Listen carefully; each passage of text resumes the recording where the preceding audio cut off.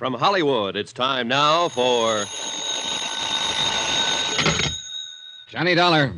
Pete Carlson, Johnny, Star Mutual. Oh, hiya, Pete. How's the family? Great. The lucky dogs are at Cape Cod for the summer while I toil and fret. What's fretting you at the moment? A letter, Johnny. Listen. If you're wanting to know who murdered Ellen Bates, you pay no mind to that person or persons unknown. You just look real close to home.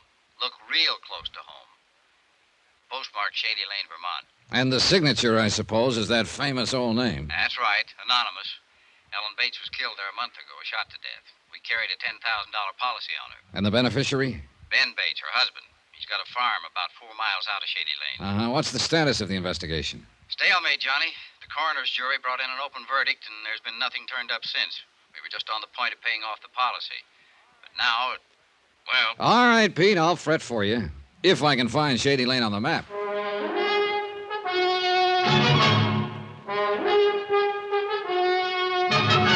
Tonight and every weekday night, Bob Bailey in the transcribed adventures of the man with the action-packed expense account, America's fabulous freelance insurance investigator... Yours truly, Johnny Dollar.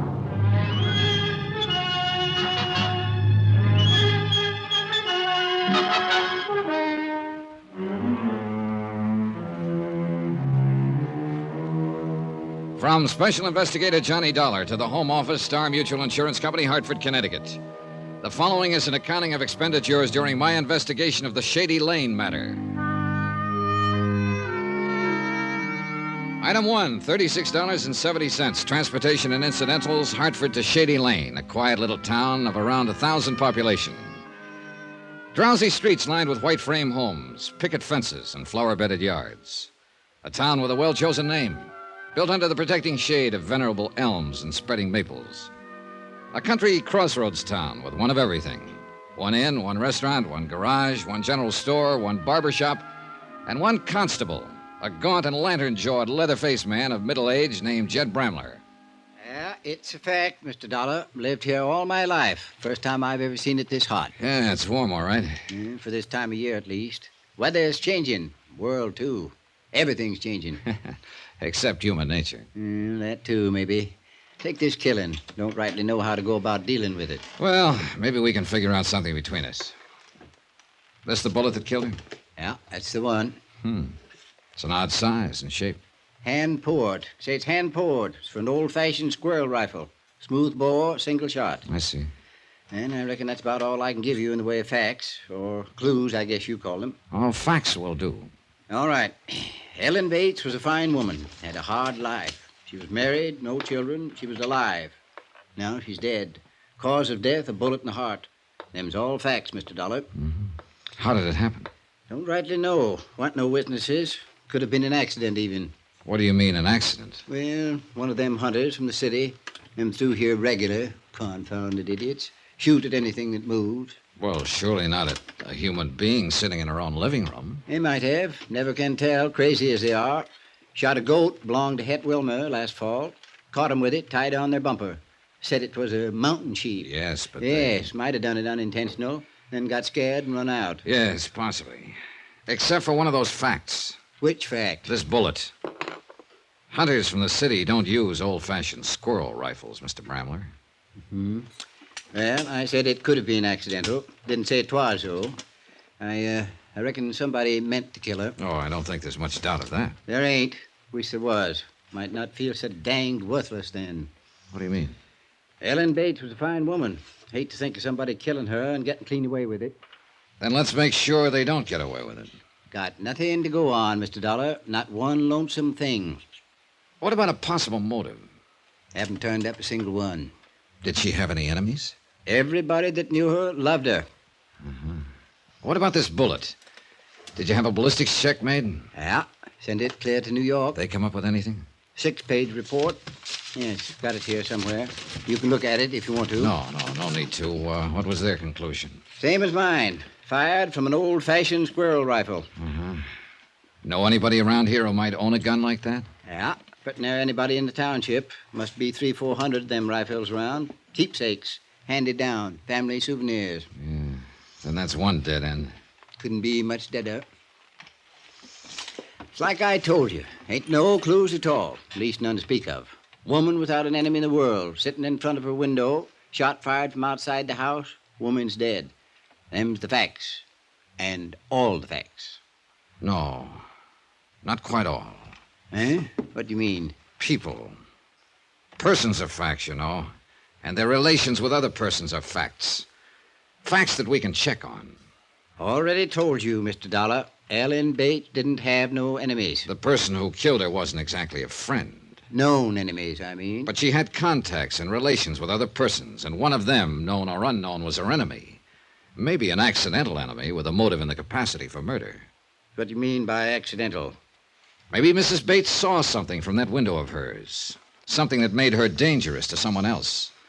Maybe she didn't even know she'd made an enemy. Yeah, might be. Or maybe it's just a matter of her death benefiting somebody. Somebody who otherwise wouldn't be her enemy. Mm-hmm. It thought of that, of course, but it don't lead nowhere. It might. I've got a letter here, Mr. Bramler.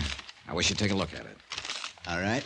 It arrived yesterday at the home office of my client in Hartford. Mm-hmm. It was mailed here in Shady Lane. Nightfall and close to home.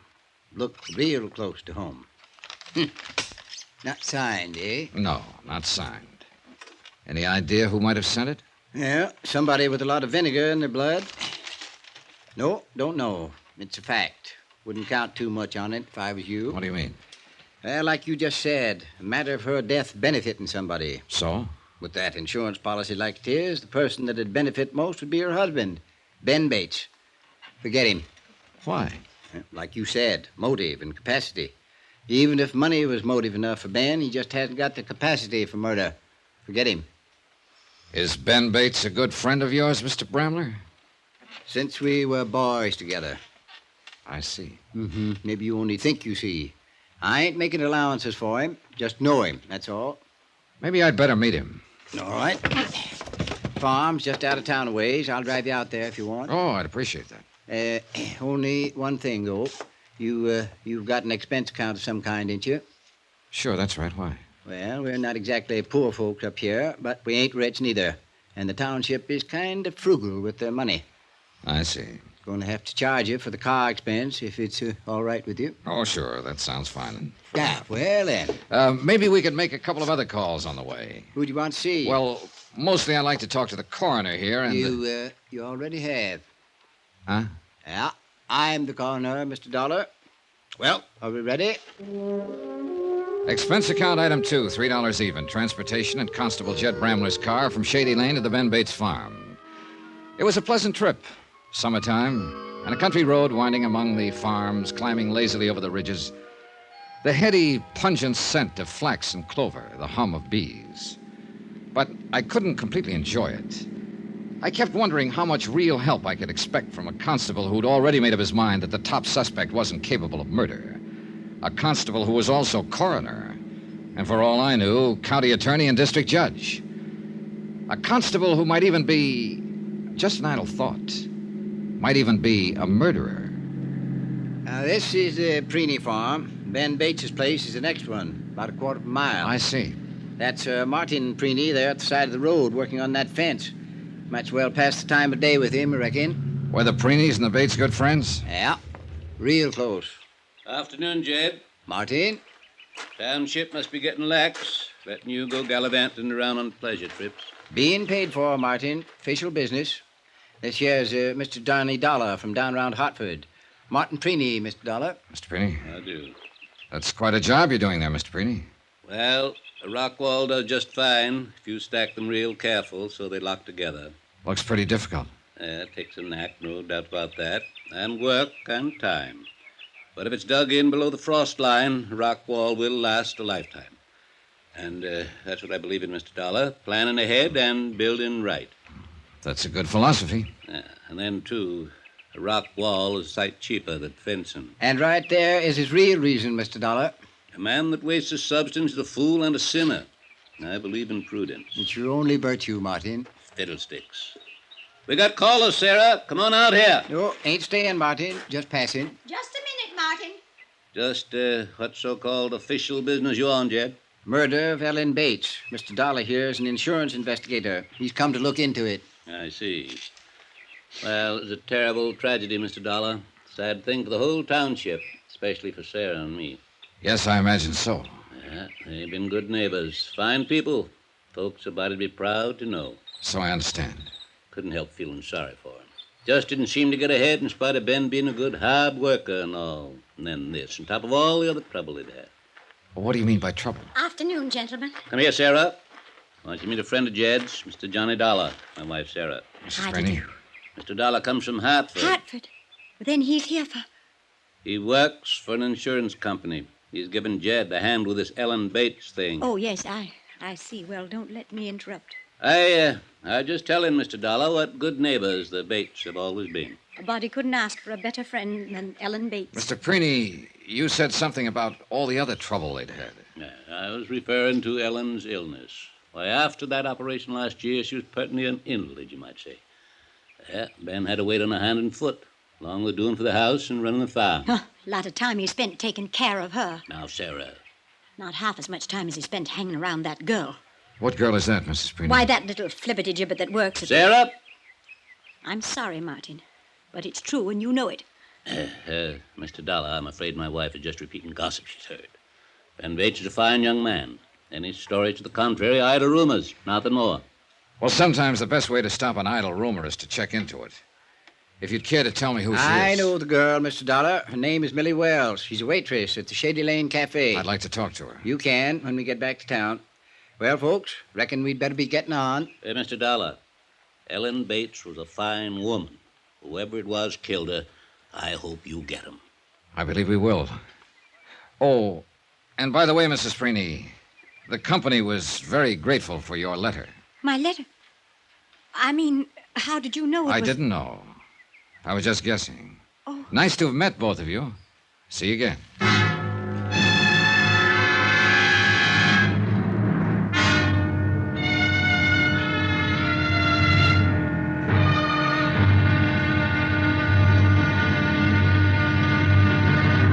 Now, here's our star to tell you about tomorrow's intriguing episode of this week's story. Tomorrow, of two who are not even accused, one confesses and one denies, and both very strangely.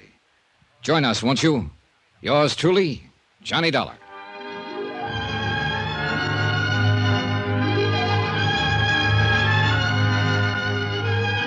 Yours truly, Johnny Dollar, starring Bob Bailey, is transcribed in Hollywood, written by Les Crutchfield, and is produced and directed by Jack Johnstone. Be sure to join us tomorrow night, same time and station, for the next exciting episode of Yours truly, Johnny Dollar. Roy Rowan speaking.